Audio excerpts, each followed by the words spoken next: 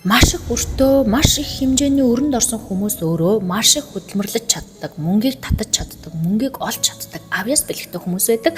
Тэгвэл тэдгээр хүмүүс яагаад ч юм үл мэдэх шалтгаанаар тэр мөнгө алддаг, мөн үл мэдэх шалтгаанаар дахин мөнгөний асуудалтай болдог буюу өрөнд ондог, маш их өрөнд.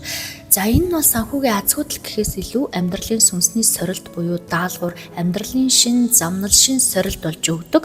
За кармик буюу үйл үүргийн сургамж нь юу юм бэ гэхээр тэр өрөнд ороод байгаа хүмүүсийн сүнс нь өмнөх төрөлтөө эрх мэдлийн, эд баялагын, эд хөрөнгийн сахилга батгүй байснаас гадна мөн эрх мэдлээ буруу ашигласан, эд хөрөнгийг буруу ашигласан, өөрийнхөө алдар гавьяа ур чадрыг буруу ашигласан хүмүүс хөвчлийн юм хувь заяа туулган элбэг байдаг. Мөн өмнөх төрөлтөө хэн нэгэнд өртөө байгаад тэр өрөө цайруулж чадаагүй насарсан.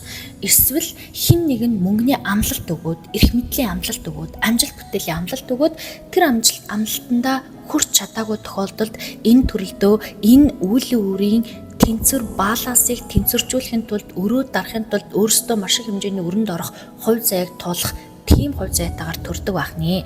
Сүнслэг хөгжлийн түлхүүр гэж байгаа. Энэ сүнснийхэн түлхүүр нь юу гэсэн үг вэ гэхээр энэ хүмүүс материалыг амжилтыг тогтоон барих түлхүүртэй ирсэн. Тэгэхээр энэ хүмүүс өөрөө дарснараа амжилт гэдэг зүйлийг тогтоон барьж сурна, өөрийнхөө үн цэнийг үнэлж сурна, мөн өөрийгөө би юм мундаг хүчтэй юм байна штэ гэдгийг мэдрэх. За мөн зөвхөн мөнгө бол бүх зүйл биш юм байна гэдэг ухаарлыг авах гэж ирдэг. Таны хувьд зүгээр л мөнгө гэдэг аз жаргал бүх зүйл биш юм байна. Мөнгнөөс өөр зүйлээс мэдрэмж, аз жаргал, хайрыг мэдэрч болд юм байна гэдэг зүйлийг ухаарахын тулд энэ сүнс нь энэ төрөл нь ийм зүйлийг туулдгаа гэж ойлгож болно.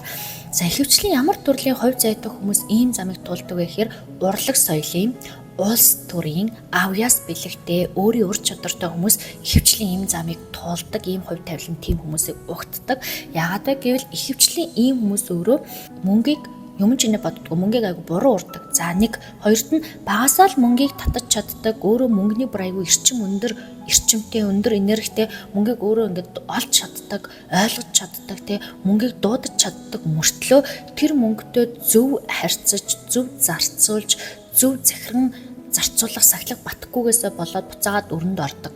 Ийм төрлийн маш их мөнгөний өрөнд орсон, өрөө дараад явж байгаа. Яагаад би ингэж өрөнд орчваа гэдгийг гайхаад явж байгаа хүмүүст ямар үйлдэлүүд тусалах вэ гэхээр мөнгө тогтоох, өөрөөсөө чөлөөлөх, мөнгөний тарин, мөнгөний мантра байнга уншиж, дуулж хэвших.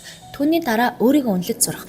Би маш мундаг юм байна, би авьяас бэлэгтэй юм байна, би бүгдийг чаддаг юм байна гэж өөрийнхөө сүнсэнд талархаж баярлах.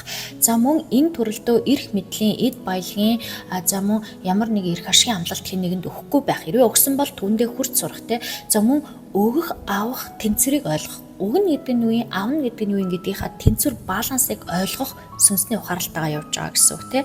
За мөн хэрэглээний ухаарлыг сурах. Юу вэ гэхээр ийм төрлийн их мөнгөний өрөнд орсон хүмүүсийн хэрэглээний ухаарлал буюу мөнгөний сахилга бат байдаггүй, ихэвчлэн зориггүй маш худалдаа авалтууд хийдэг, ямар ч утга учиргүй маш их зүйлийг авдгаасаа шалтгаалаад мөн ийм төрлийн амьдрал хувь зайг өөртөө дууддаг байна.